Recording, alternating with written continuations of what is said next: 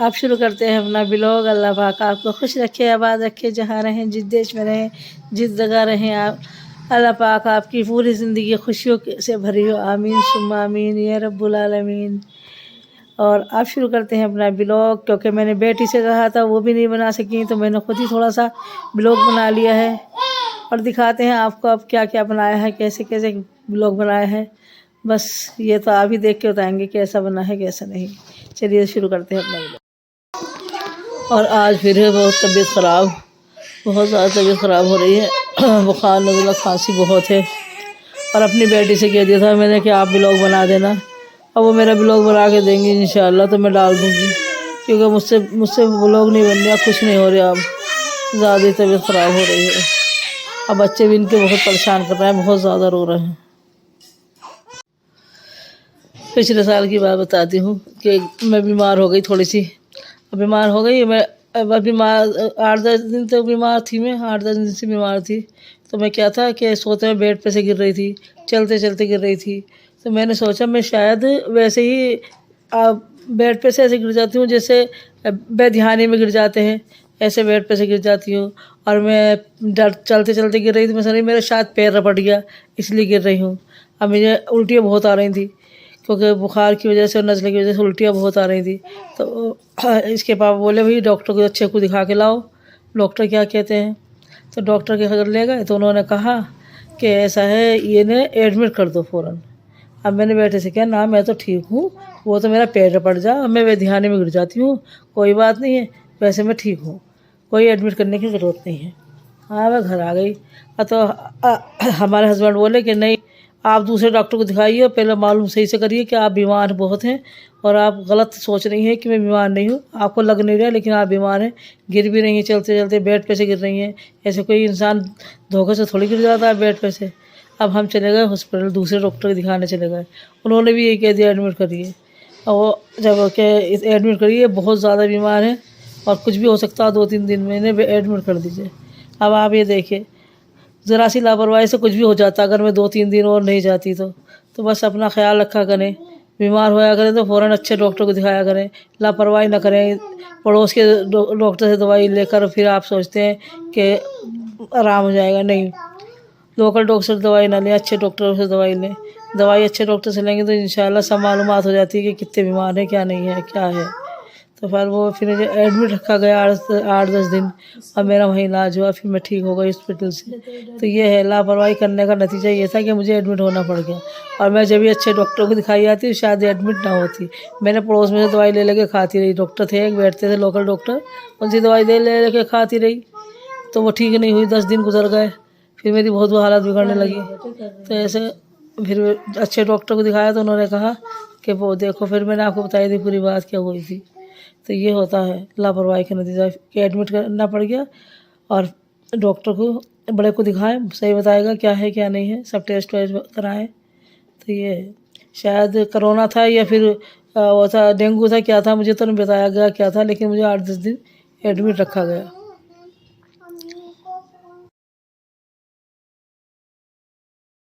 ये असमत का सूट है, क्योंकि जब ये सिलने गया था, जब मैं बच्चों के और तैयब के कपड़े दिखाए, अभी आया है असमत का सूट। देखिए माशाल्लाह,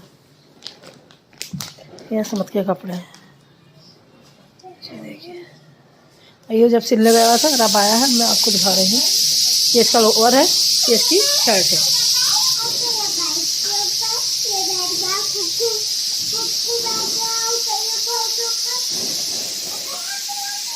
बहुत खूबसूरत सूट है।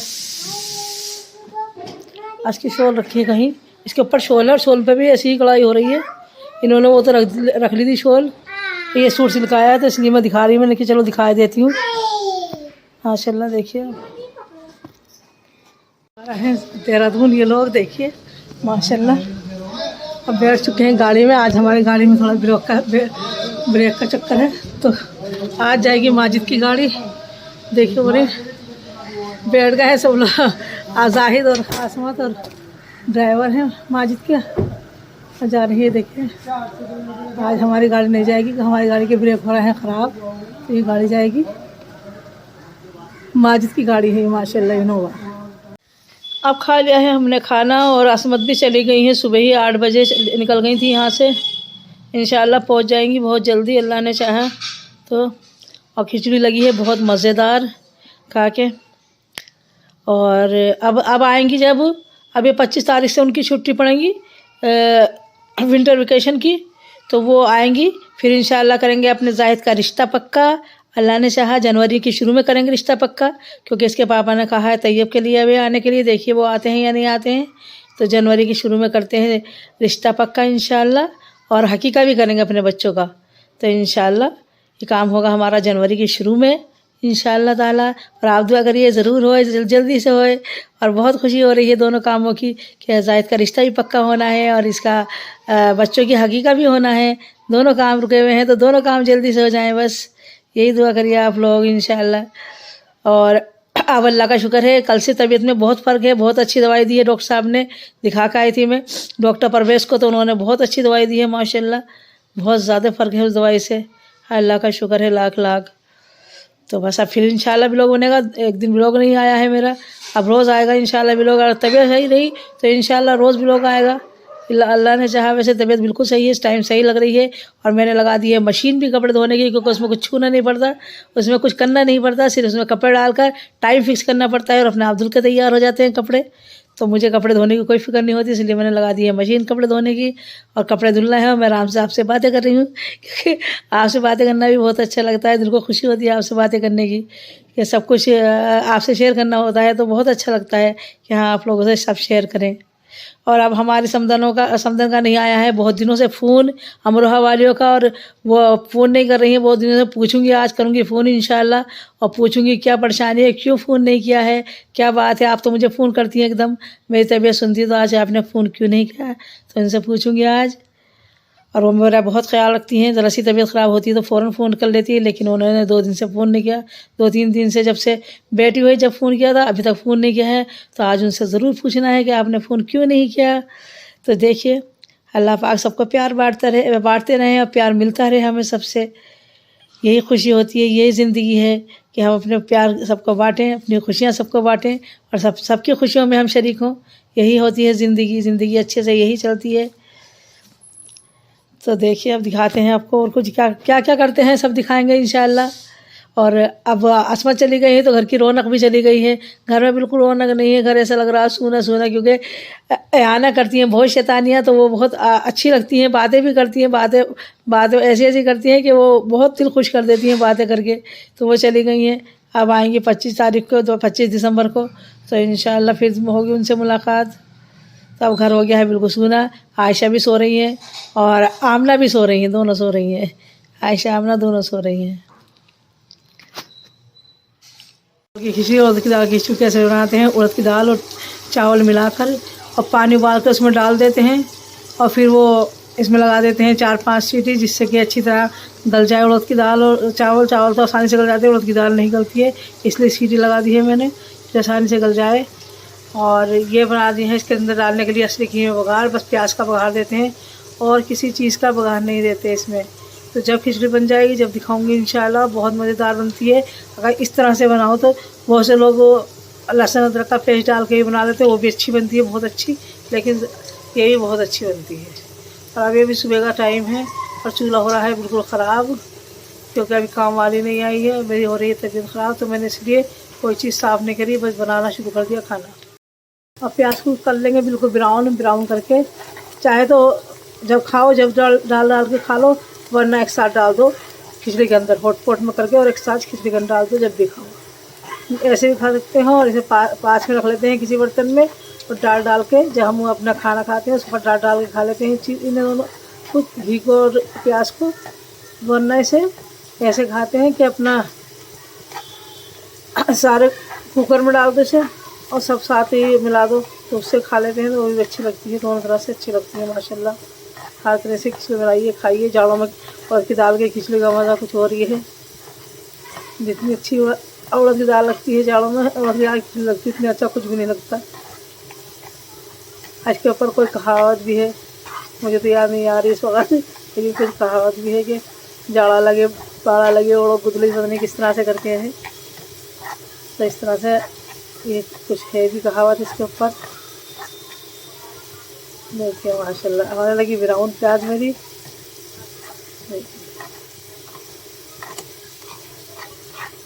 ये बिल्कुल ब्राउन हो जाएगी, ऐसे निकाल लेंगे और डाल देंगे खिचड़ी के अंदर। देखिए इस तरह से डाल देते हैं घी और बघार, यहाँ दोनों खिचड़ी के ऊपर ये पूरे हॉटपॉट के अंदर डाल दिए हैं मैंने। और आप जो खाता रहेगा उसके साथ घी भी आता रहेगा और ये प्याज भी आती रहेगी, तो बहुत मज़ेदार लगेगी, बहुत अच्छी लगेगी। और आप भी ऐसी बनाइए, खाइए, मज़ा उड़ाइए, देखिए कितना मज़ा आता है। ये है उड़द की दाल की खिचड़ी। और ये खिचड़ी को ज़्यादा पतला नहीं करते हैं, क्योंकि मूंग की दाल की चाहे आप पतला कर लो, लेकिन इसे खाई रखते हैं, सीधे ही रखते हैं, इसे ज़्यादा नहीं पतला करते, पतला करते ही नहीं है, बिल्कुल इसी तरह से रखते हैं इसे। ये देखिए माशाल्लाह, एक चावल अलग है, एक दाल दिख रही है, इसी तरह से बनाइए।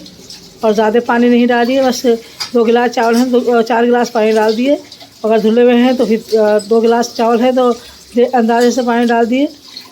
तो अगर भीगे हुए हैं तो नहीं, भीगे क्योंकि भीगे होते नहीं है, उड़द की दाल के चिक्कर उतर जाते हैं। अगर भिगो दो तो ज़्यादा देर के लिए तो वो खिचड़ी नहीं दिखती, फिर उसके अंदर उड़द की दाल अलग हो जाती है, चिक्कर अलग हो जाते हैं, तो वो इतना अच्छा खूबसूरती भी नहीं आती, ना इतना मज़ा आता है।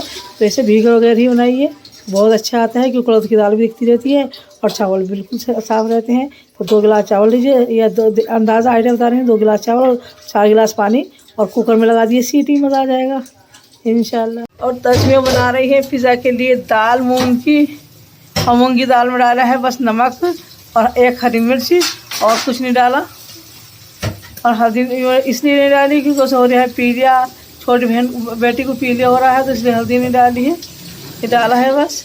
और रोटी बना रही है पिज़्ज़ा के लिए तस्मिया ही, माशाल्लाह तस्मिया बहुत काम कर रही है। मैं बीमार हो गई हूँ, तस्मिया ही काम कर रही है। अब असमत की बेटी तो छोटी थी, वो बेचारी क्या काम करती, लेकिन तस्मिया ने ही बहुत काम संभाला है मेरी बीमारी होने के बाद।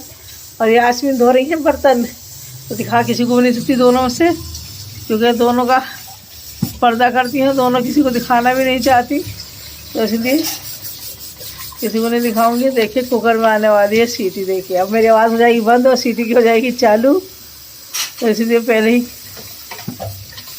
ये देखिए आप पेस्ट्री ऐसी रखी है, किसी ने खाई नहीं है अभी तक, और ये लोग खाते भी नहीं है। कैसी कितनी मिठाइयाँ रखी हैं, ये रखी हैं, वो रखी हैं, सब मिठाइयाँ फ्रिज में इसी तरह रखी रहती है, कोई खाता ही नहीं है। अब देखो क्या करना है, थोड़ी सी पेस्ट्री बांटूंगी, मिठाई भी बांटूंगी घर के अंदर, क्योंकि ये बाबू हुआ था तो सब मंगा के रखेंगे, कोई आएगा तो उसे खिलाते रहेंगे।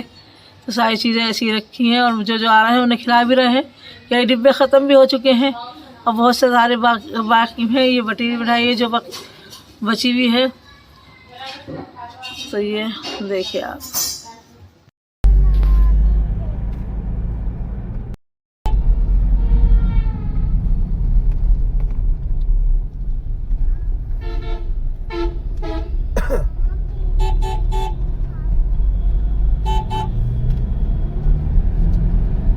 यहाँ से पहाड़ी स्टार्ट है, ये मोंडी तो है सारा, इसमें मदरसे में जरूर रुके हैं पीछे। ये पहाड़ी स्टार्ट हो गई 22-30 किलोमीटर। हाँ रुके,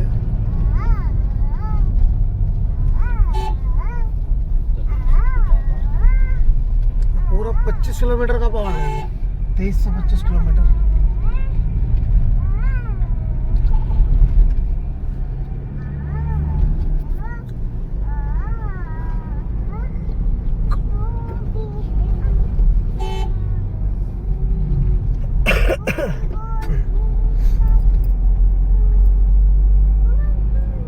सात 8 किलोमीटर तो वो काट दिया इन्होंने, जो गुफा के अंदर से था, अब गुफा बना दी सीधी सीधी काशी में।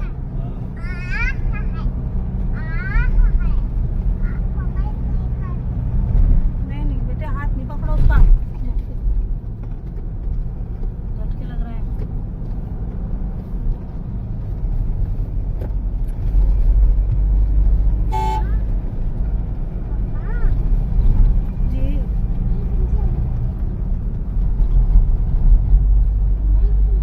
स्लाइडिंग हो रही है यहाँ पे भी है।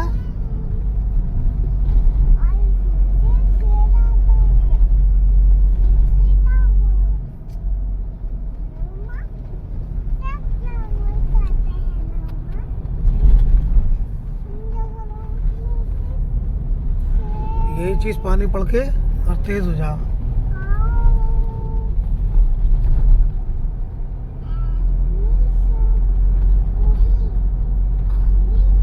ये इसके अंदर भी गुफा बना रहे दिखे हैं।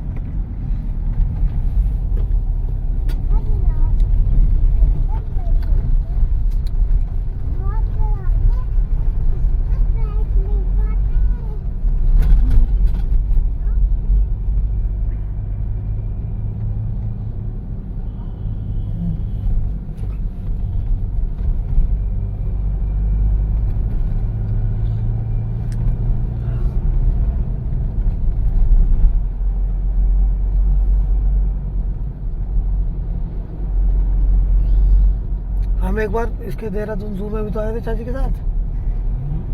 देहरादून जू, जो व्हाइट टाइगर वगैरह सुनली ये लग रही उसके है।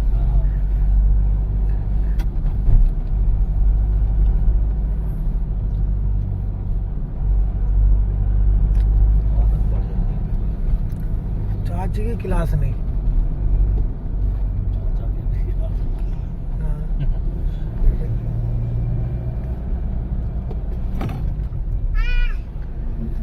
इमरजेंसी तो भैया स्लाइडिंग होती रहा है।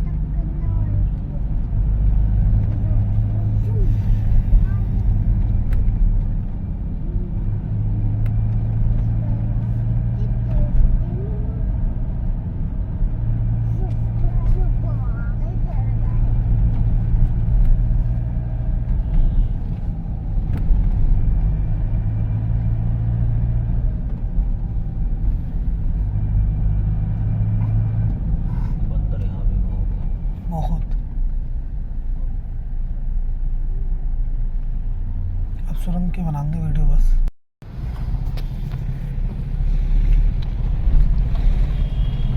इनने कम से कम 8 किलोमीटर बचाए सुरंग ने है। नहीं पिंटू भाई, भाई शीशे चढ़ा लियो।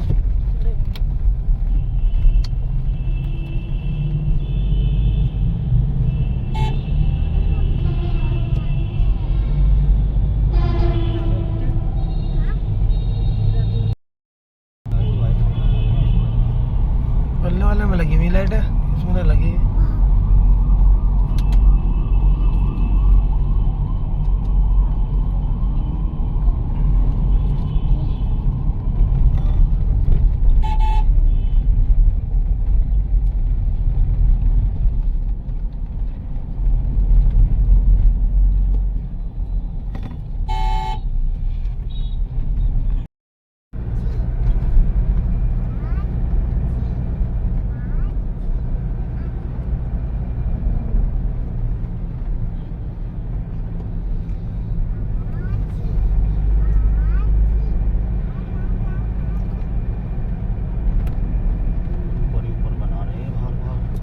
सब बाहर निकाल देंगे इसे। जैसे सिंगल एक टर्न तो आने की, एक जाने की कर देंगे बस। मसूरी का भी ऐसा रोड होगा जैसा हापुड़ मेरठ का टनल बना दिए इतने सारे, बिल्कुल सीधा सच्चा। देखिए ये घुमाया देखना। अब ये सही भी है एक तरीके से।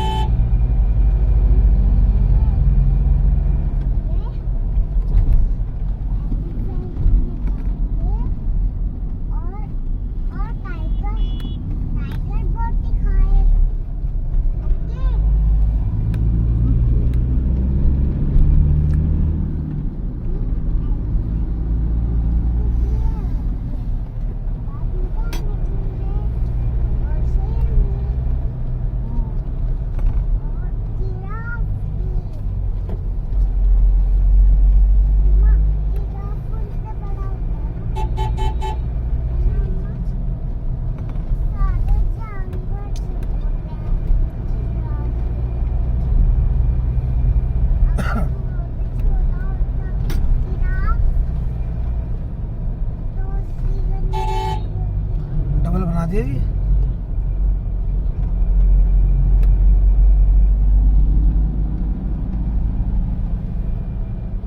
ये सही है, जाम भी बहुत लगे इसमें सीजन में।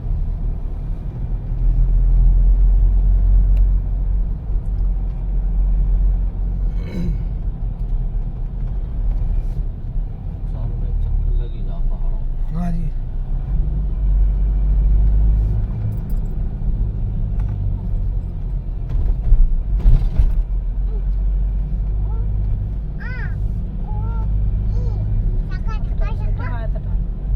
अब पढ़ ली है मैंने जोहर की नमाज, और बस यही कहूँगी आपसे, नमाज ज़रूर पढ़ें, नमाज कज़ा ना करें, अल्लाह का खौफ से डरें, अल्लाह के अज़ाब से डरें, अल्लाह के खैर से डरें, और नमाज़ें ना छोड़ें, नमाज़ें ज़रूर पढ़ें। नमाज़ें हमारी जन्नत का रास्ता है, जन्नत में ले जाने का हमारे रास्ता है, तो नमाज़ें तो कभी भी ना छोड़ें। नमाज़ें हर वक्त अपने वक्त पे पढ़ें, नमाज कज़ा ना करें, नमाज़ें टाइम छोड़ कर ना पढ़ें, नमाज़ें टाइम से पढ़ लें। अल्लाह पाक सबको ये हिदायत दे रब्बुल इज़्ज़त कि सब अपनी नमाज़ें टाइम से पढ़ें, नमाज़ें कभी कज़ा ना करें। रब्बुल आलमीन से यही दुआ है, क्योंकि ये जन्नत का ले जाने का हमें अच्छा सा बहुत खूबसूरत सा रास्ता है, जन्नत में ले जाने का हमें ये।